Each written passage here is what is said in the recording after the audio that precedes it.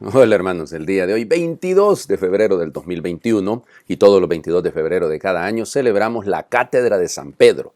Debemos celebrar porque efectivamente es sobre la roca de Pedro donde Cristo ha fundado la iglesia. Cristo ha querido eso, esa es su voluntad. Y por eso nosotros, fieles a la palabra del Señor, fieles a Cristo, seguimos también fieles a la palabra que por Él y desde Él nos transmite el Papa Francisco, que es el actual romano pontífice, que es el actual Papa, el actual sucesor de San Pedro. Esta fiesta nos lleva a todos a reconocer la importancia, no solo como vínculo de unidad, sino como roca firme sobre la cual la doctrina de la Iglesia, que no es una doctrina cerrada, que no es una doctrina cuadrada, sino que es una doctrina que nos lleva a la libertad de encontrar desde la fuerza del Espíritu Santo lo que es en el mundo presente la necesidad de volverse a Dios. En medio de la Cuaresma, prácticamente siempre ocurre, celebramos esta fiesta porque en algunas ocasiones puede caer un poquitito más tarde el miércoles de ceniza, ¿no? Pero normalmente nos cae dentro de la Cuaresma y nos viene bien, porque hay algunos que lamentablemente y sobre todo en los últimos años ha habido demasiado ataque en contra del Santo Padre, tergiversando, manipulando de una manera bastante satánica algunas de sus palabras, llevándolas fuera de contexto y haciéndole creer a la gente que el Santo Padre está diciendo una cosa contraria a la doctrina de la Iglesia. Eso no ha ocurrido. Tampoco va a ocurrir. Tenemos que confiar plenamente en eso. Y a lo largo de la historia, cuando ha habido cardenales, ha habido obispos, sacerdotes y laicos que se han opuesto a la figura de Pedro, tarde o temprano la historia nos recuerda cómo terminan, en qué lugar quedan ellos, cuál es su postura al final. Porque sencillamente como una página negra de la historia que no cuenta. Todos los modernos antipapas, todos los modernos que se quieren atribuir hasta el lugar del Santo Padre, pues bueno, terminarán siendo una paginita en la historia que no tendrá ni fecha realmente más que para recordarles de esa manera. Bueno, vamos a las lecturas. Las lecturas son propias, lógicamente, porque se trata de una fiesta, ¿no? Entonces, la primera lectura está tomada de la primera carta del apóstol San Pedro, capítulo 5, versículo del 1 al 4.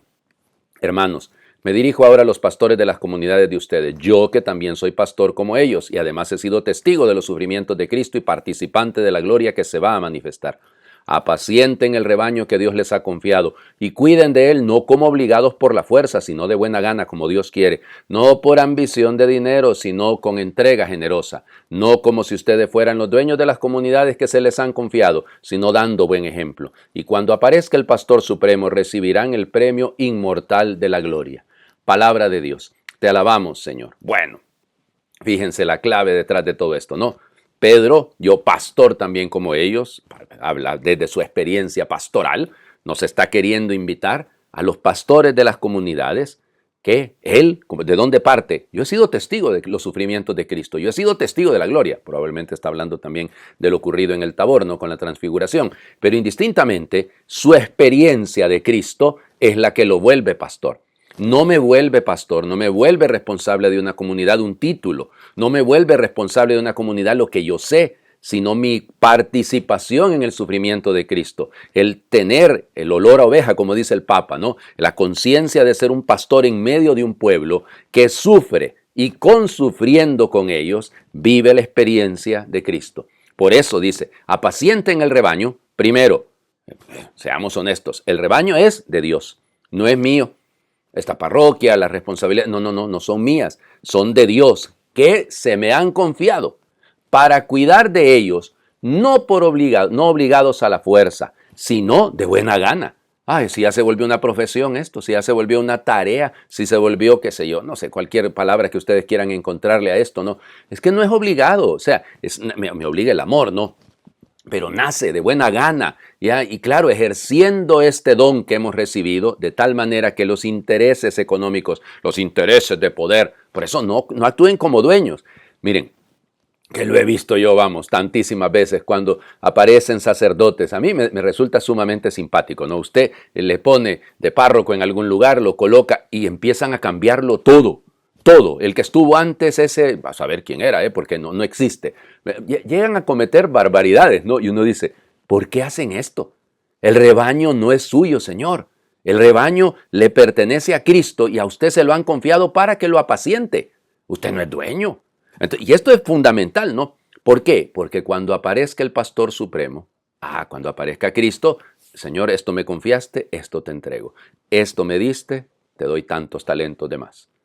El Evangelio es lógico, ¿no? Vamos a leer el capítulo 16 de Mateo, ¿okay? Porque ahí es donde Jesús le dice a Pedro, tú eres la roca. Mateo 16, versículos del 13 al 19. En aquel tiempo, cuando llegó Jesús a la región de Cesarea de Filipo, hizo esta pregunta a sus discípulos: ¿quién dice la gente que es el Hijo del Hombre? Ellos le respondieron: unos dicen que eres Juan el Bautista, otros que Elías, otros que Jeremías o alguno de los profetas. Luego les preguntó: ¿y ustedes? ¿Quién dicen que soy yo? Simón Pedro tomó la palabra y le dijo: tú eres el Mesías, el Hijo de Dios vivo. Jesús le dijo entonces: dichoso tú, Simón, hijo de Juan, porque esto no te lo ha revelado ningún hombre, sino mi Padre que está en los cielos. Y yo te digo a ti que tú eres Pedro, y sobre esta piedra edificaré mi iglesia. Los poderes del infierno no prevalecerán sobre ella. Yo te daré la llave del reino de los cielos. Todo lo que ates en la tierra quedará atado en el cielo, y todo lo que desates en la tierra quedará desatado en el cielo. Palabra del Señor. Gloria a ti, Señor Jesús. Texto fundamental para comprender lo que es la iglesia.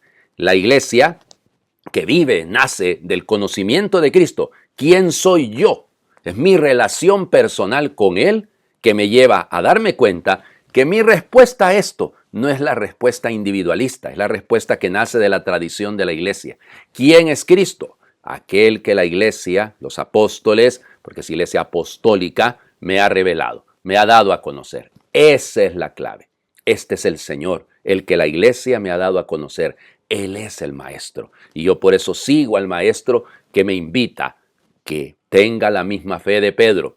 Tú eres el Mesías, el Hijo de Dios vivo.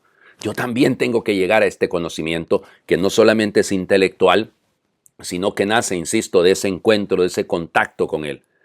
A Pedro, sobre Pedro, se ha fundado la iglesia. Eso ha sido la voluntad de Cristo.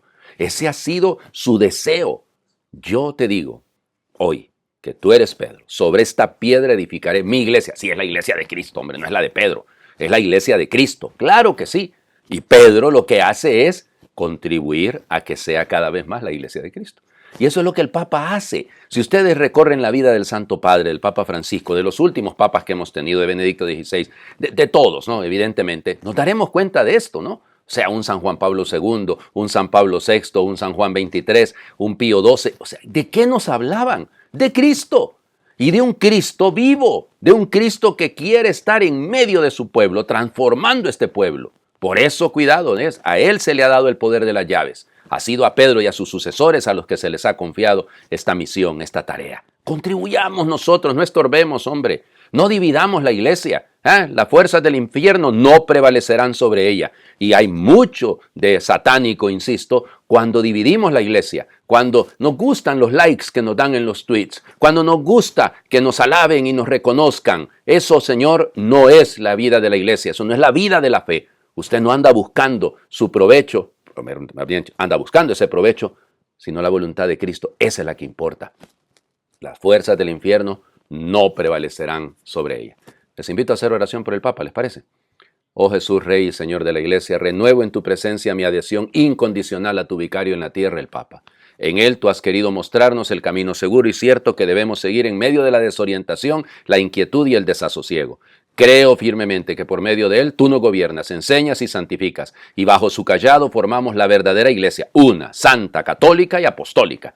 Concédeme la gracia de amar, vivir y propagar como hijo fiel sus enseñanzas. Cuida su vida, ilumina su inteligencia, fortalece su espíritu, defiéndelo de las calumnias y de la maldad, aplaca los vientos erosivos de la infidelidad y la desobediencia, y concédenos que en torno a él tu iglesia se conserve unida, firme en el creer y en el obrar, y sea así el instrumento de tu redención.